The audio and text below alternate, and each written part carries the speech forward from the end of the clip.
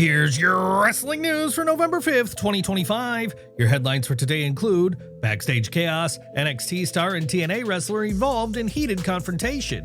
Cody Rhodes faces locker room backlash after saying WWE stars are paid too much to complain. Logan Paul rips CM Punk fan sign after Raw main event. What happened next? Why WWE Raw producers were forced to rework segments. Major creative miscommunication between NXT and main roster causes hilarious live TV blunder. WWE fans pick up hidden clues that point to a massive betrayal. Kelani Jorgan calls out hypocrisy within WWE. It's time for a change. Identity of Blake Monroe's mysterious better half, and more. Mike Santana isn't holding back about how the TNA locker room really felt when the WWE NXT stars began taking over their championships, and according to him, it lit a fire that completely changed the company's mindset. Speaking on No Contest Wrestling with O'Shea Jackson Jr. and TJ Anderson, Santana admitted that the crossover storyline hit a nerve among TNA's longtime talent. They definitely weren't jokes. Everybody was straightforward and pissed off, especially the original core guys like me, Eddie Edwards, Moose, Kazarian. We were like, yo, we have to change this. Santana revealed that watching outside talent walk around with TNA gold didn't just sting, it fueled a sense of pride and urgency within the roster. You don't like to listen to what other people are saying, but that kind of gets to you. I feel like the best thing that came out of it was it motivated everybody. The fire that was lit backstage was, we ain't popping off like this. This is not happening.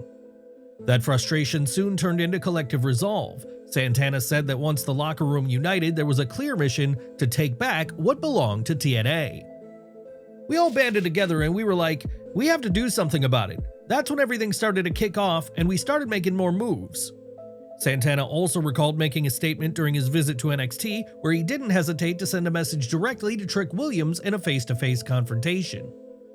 I remember when I first went to NXT, I made it very known, in Trick's face, we ain't living like this. I'm glad I was the one to do it. It just motivated the hell out of everybody. I think it did some good. Those words weren't empty. At TNA Bound for Glory, Santana defeated Trick Williams to reclaim the TNA World Championship, restoring pride and momentum to the brand's homegrown roster. Now with the title back in TNA hands, Santana stands as both champion and symbol of the company's resurgence, a reminder that sometimes competition from the outside can reignite the passion within. A backstage segment on NXT tonight has fans scratching their heads and questioning some of WWE's storyline coordination. During the segment, Ava revealed that she still needs to contact Nick Aldis and Adam Pearce to discuss which NXT superstars will be included in the Last Time Is Now tournament, the high-stakes competition determining who gets to face John Cena in his final WWE match. But there's a big problem. The tournament already started. Just one night earlier on Raw, Pearce had announced and kicked off the first two matches of the bracket. From a kayfabe perspective, this creates a clear continuity issue. If the tournament matchups were supposedly drawn at random, then the full list of eligible competitors, including NXT talent, should have already been finalized. According to WWE's own announcement, talent from Raw, SmackDown, NXT, and even TNA are expected to compete in the tournament, but Ava's comments raise new questions. Is this a case of WWE creative miscommunication, a major botch, or could it signal a quiet shift in WWE's plans? Her dialogue suggests either a major disconnect between NXT and the main roster when it comes to coordinating ongoing storylines, or perhaps WWE is quietly backed off from using NXT stars altogether. From a storyline perspective, it's possible that when Ava eventually reaches out to Aldis and Pearce, she could be informed that the submission window for NXT participants is already closed, a convenient kayfabe explanation that would quietly justify NXT's absence from the tournament. At this stage, it's unclear whether this is part of a larger plot or simply a creative botch, but given the historic importance of Cena's farewell tour and final match, this tournament should feel airtight, consistent, and prestigious. Instead, small continuity slips like this risk pulling fans out of the story. Do you think WWE should have handled the NXT inclusion more carefully, or are fans overanalyzing a simple storyline detail? Let us know your thoughts in the comments below. Enjoying the video? A quick like goes a long way in helping us grow and deliver more wrestling news you care about. Cody Rhodes isn't mincing words when it comes to the state of WWE under the TKO merger, and he's certainly not afraid to ruffle a few feathers in the locker room. During his recent appearance on All the Smoke, the undisputed WWE champion gave a candid take on how the modern wrestling schedule has changed and why he believes it might be doing more harm than good. Rhodes pointed out that WWE's schedule has drastically shifted from the grueling touring days of the past, where superstars once worked 200+ live events a year. Today's roster performs closer to 120 shows annually. While the lighter schedule prioritizes health and family time, Rhodes believes it's robbed many wrestlers of the constant repetition that once defined greatness. He compared the process to a craft that thrives on consistency. At one point in your career, those matches could be hurting you like crazy, and at another point, you could absolutely need them. For Cody, the grind wasn't just about staying busy, it was about getting better. Being on the road meant endless opportunities to fine-tune timing, test chemistry, and truly understand the art of wrestling. He acknowledged the physical toll of that old-school approach, but admitted he still misses it deeply. You get to go to a town on Saturday that might not normally see you, meet families, and give them that moment. You get to be their escape, their hope. Then you go Sunday and do it all over again. I miss it. But the comment that really turned heads came when Cody addressed the modern mentality toward workload. Without naming names, he made it clear that he believes some wrestlers have grown too comfortable with today's lighter expectations and big paychecks. I hate that. I know there are all these new terms, load management, but man oh man, I'm probably getting in trouble with my peers for saying this. These wrestling companies are paying so much money now. Get up! The grind has become a negative now. What are you talking about? Rhodes admitted he understands the need for rest and recovery, but he also believes that too much comfort can dull a performer's edge. It's like dancing. You get sharper through repetition, through working with others, through being out there night after night. You can't replace that by sitting at home. While Triple H and Nick Khan have shifted WWE toward a more health-conscious model, Cody's words highlight a growing generational divide between the veterans who came up through relentless touring and the new era of wrestlers benefiting from a more balanced schedule. His message is clear: wrestling may be evolving, but to him, the grind will always be part of what makes the sport special. Do you agree with Cody Rhodes that today's wrestlers have it easier than previous generations? Or is WWE right to prioritize longevity and rest over the old-school grind? Let us know your thoughts in the comments below. Logan Paul's transformation into a full-blown villain is now complete, and he made sure the entire WWE universe got the message. The turning point came at the end of Raw's main event, following the chaotic tag team match pitting CM Punk and Jey Uso against Bronson Reed and Braun Breaker. While the bout itself ended in no result, it's what happened after the bell that made headlines. Logan Paul made a surprise appearance, entering the ring just as the dust was settling. In a moment that instantly turned the arena against him, Paul leveled CM Punk with a brass knuckle sucker punch, leaving the new World Heavyweight Champion flat on the canvas. The boos echoed as Paul casually handed the brass knuckles to Paul Heyman, making his allegiance to the Vision crystal clear. But he didn't stop there. On his way out, Paul locked eyes with a fan holding a CM Punk sign, yanked it out of their hands, and ripped it to shreds, a move caught on camera that sealed his heel status for good. He exited the arena to a chorus of boos. Adding to the drama, Fightful reported that Raw's opening segment featuring CM Punk, Logan Paul, and The Vision ran roughly 10 minutes longer than planned.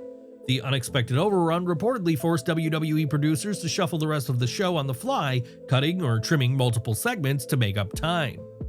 It's another reminder that even a tightly scripted show like Monday Night Raw can take unexpected turns when chaos spills into live television.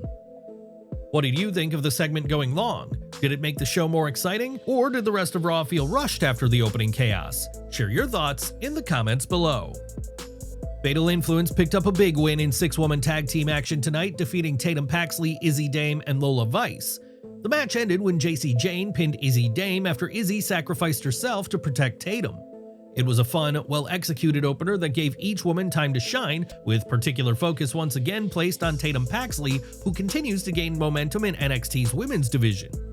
The storyline developments also stood out. Izzy was once again shown glancing toward the NXT Women's Championship, while Shawn Spears appeared to be keeping a close eye on her.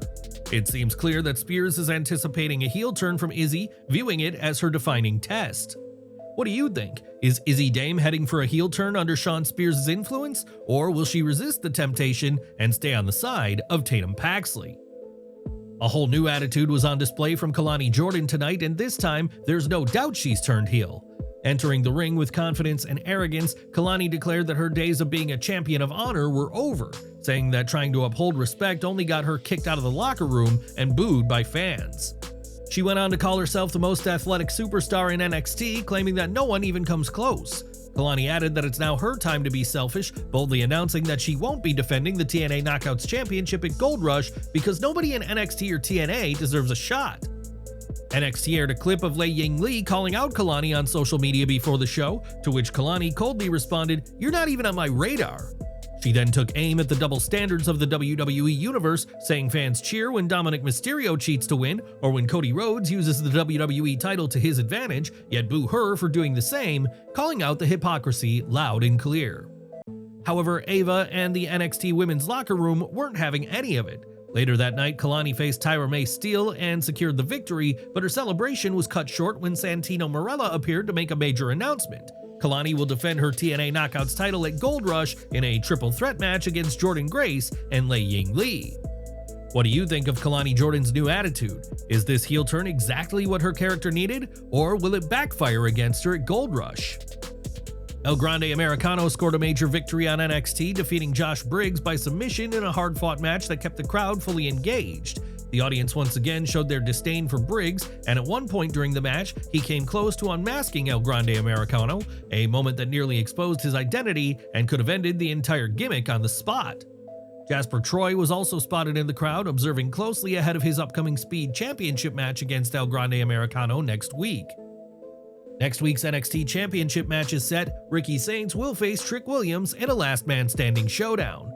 The tension between the two reached new heights tonight, as heated words quickly turned into a brawl that ended with Trick Williams standing tall after laying out Saints. With Trick gaining the upper hand heading into the match, the question now is whether this moment of dominance hurts his chances next week, or if it's a sign that a new NXT champion is on the horizon. Who do you think walks out with the gold, Ricky Saints or Trick Williams? Zaria scored a big win tonight, defeating Ren Sinclair in a WWE speed match to advance in the new women's tournament. Backstage, Sol Ruca was seen speaking with Ava, making it clear she wants a match against Blake Monroe and expects to be fully healed before the Gold Rush special. With the growing tension between Sol Ruca and her ally Zaria, it'll be interesting to see how their dynamic unfolds in the coming weeks. Moments later, Ava informed Monroe that Sol Ruca would be her opponent at Gold Rush if she's medically cleared to compete. Just then, Monroe received a phone call from her better half, who was apparently looking to set up an interview. Who do you think Blake Monroe's mysterious better half could be? Share your guesses in the comments below.